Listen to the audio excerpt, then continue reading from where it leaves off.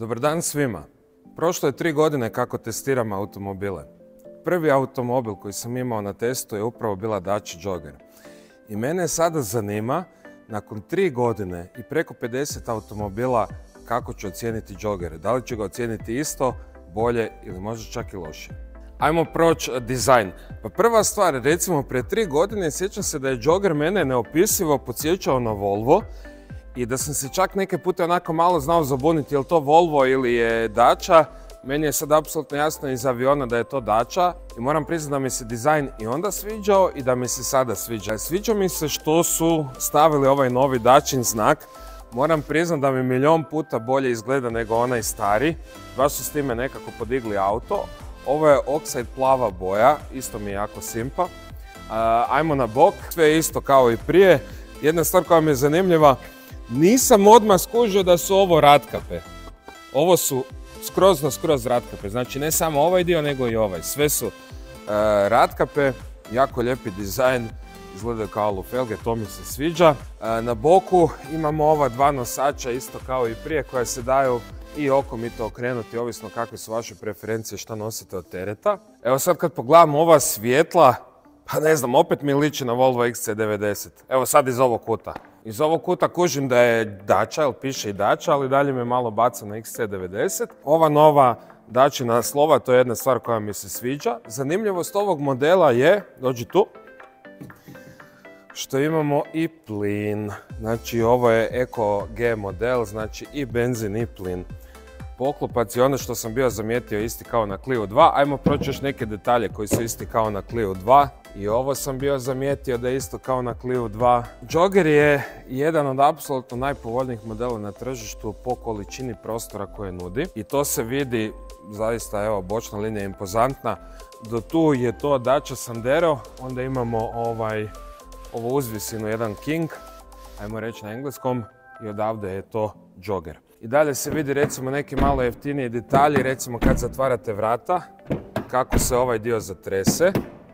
Po tim nekim detaljima vidi se da Jogger nije luksuzan automobil, da nije premium, daleko je od toga.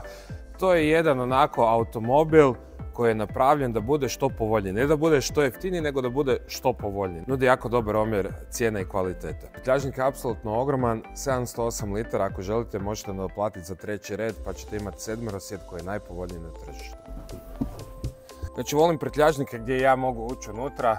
Ako se trebam smiriti, dođem tu, izvršim svoju kaznu i onda mogu izaći van. Šalim se. Imate znači 4 kukice, tu. Imate za vrećice staviti tu još jednu kukicu. Nemam šta reći, stvarno je velik, pristupačan, jedno svjetlo. I tu ima svjetlo za drugi red, što recimo u Sanderu nema, to podržavam, to mi se jako sviđa. Lijepo je sve s filcom obloženo i to je to. Jedan malo jeftiniji detalj koji sam zamijetio na onom starom videu. Volio bi da je ovo do kraja obloženo u plastiku, ovako će se malo izgrebati, ali ajde, dobro. Ok. Ne mogu vjerovati kako je brzo 3 godine prošlo. Pred 3 godine sam isti ovakav motor gledao i ocjenjivao. Dakle, mislim da svi čujete zvuk injektora. Ajde, budem ga ugasio. Sad je prebacio na benzin. Ok. Sad se ne čuje tuk. Ono što je meni zanimljivo, evo družit će se sad 5-6 dana s ovim Joggerom, koliko brzo i koliko meko se prebacuje na plin. Ja sam prije imao auto na plin davnih dana i u najboljim danima tog auta na plin koji je bio naknadno ugrađen nije radio ni četvrtinu ovako dobro kao tvornička instalacija plina. Znači, koliko on brzo, čak i kad je hladno, prebaci na plin, ostao sam fascinantan. Znači, ne radi se o minutama, radi se o sekundama. Sjećam se da sam u onoj prvoj recenziji spomenuo ovaj nosač motora. Lijepo se vidi koliko motor radi, ima samo 3 cilindra. Međutim, evo, ovaj nosač sve ublažava, sve vibracije upija i ništa ostalo. Kad stavite ruku skoro ne osjećate rad motora. Super.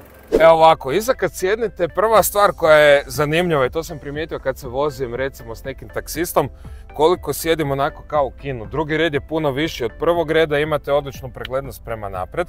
Ok, tu malo ovaj naslonjač možda ovako smeta da ne vidim direktno, ali ovako sa strane vidim super. Sviđa mi se ovaj nosač za glavu sprijeda, zato što neopisivo podsjeća na Volvo i onak. Ako se ne zavežete, samo ćete lagano to odmoriti glavu. šalim se, zavežite se. Sviđa mi se što, iako nema 3 individualna sjedala, ova bočna 2 imaju Isofix dosta maknuto u stranu, tako da kad stavite 2 sjedalice, dovoljno imate mjesta tu u sredini. I to je to. Tvrda plastika, klasičan jogger, ok, baš ok si lijepo, sjedi, zavežite se i to je to.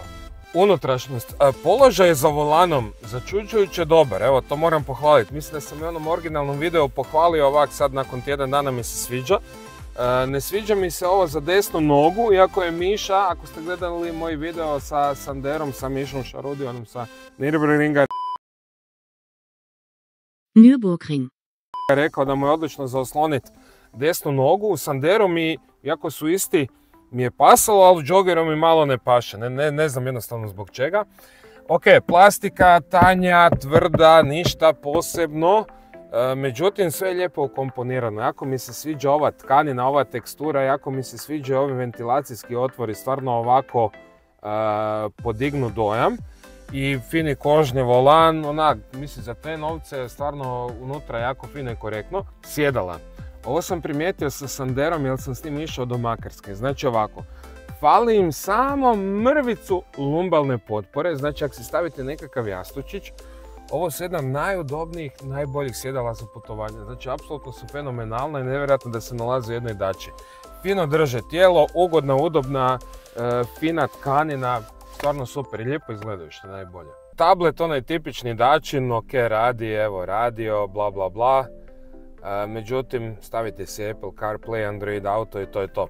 Zadnja kamera nije vrhunska rezolucija, ali točno možete pogoditi gdje trebate auto parkirati u kombinaciji s prednjim i zadnjim senzorima, stvarno ga je lako smjestiti.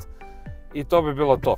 Jedna stvar unutrašnjosti koju nisam spomenuo je ventilacija, nalazi se i u Renaultovim modelima i apsolutno je fenomenalna. Znači, točno znate da recimo želim 23 stupnja, da moram 4 klika. 1, 2, 3, 4. Ne? 4 niže.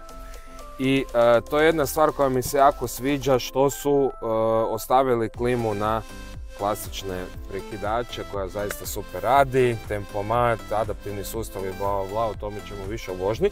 Još jedna stvar koju moram pohvaliti kao i kod svake dače i Renaulta, tu sa strane lijevo imate tipku My Perso koju stisnete 2 puta i automatski ono što se odabrali kao personalizaciju vozila, šta da vam bude recimo uključeno, šta da vam bude isključeno se se ugasi ili pali. Hvala kamerman. Kakav je jogger u vožnji? Ajmo prvo proći volan. Volan nije dovoljno direktan, evo to mi je jedina zamjerka. Nije dovoljno direktan, pretežak je pri nekakvim laganim manevriranjima, sporim manevriranjima, parkiranjima, a na autocesti je prelagan, međutim ako se pređe recimo brzina od 130, onda odjednom očvrsne i bude baš kakav bi trebao biti. Sve ovo ostalo je jako korektno. Ovo je solidno upija rupe. Malo je možda tvrđi nego što sam zapamtio od prije, ali mislim da je zbog izbora guma na ovom automobilu. Lakovi su savršeno napumpani, sam ih napumpao. Možda nijansica je onako malo tvrda nekim udarnim rupama i to. Ono što mi se sviđa, što automobil recimo kada uđe u zavoj malo se nagne i dođe do tog nekog položaja gdje se nagne i onda dalje više se ne naginje i zapravo je dosta dobro izbalansiran. Jako dobro se vozi u smislu da možete malo brže se propeljati s njim po zavojima, naravno ne kao nekakav sportski auto, ali onako u okviru ove klase onoga što jogger je jako dobro. Sljedeća zanimljivost je mjenjač. Zašto? Sandero i jogger, recimo onaj Sandero koji sam imao na testu sa 5 brzinskim mjenjačem i 90 konja i ovaj jogger sa 6 brzinskim mjenjačem i 100 konja u plinskoj varijanti, idu otprilike isto. A koji je razlog tome? Pa razlog tome je upravo mjenjač. Dok je u Sanderu recimo druga išla skoro do 100, ovdje ide samo do 69. Dok je u Sanderu treća išla skoro do 140, ovdje ide samo do 105. I upravo zbog tog kratkog mjenjača jogger je jako živahan. To nije težak automobil, on ima tonu 220, tonu 250 sa 7 sjedala.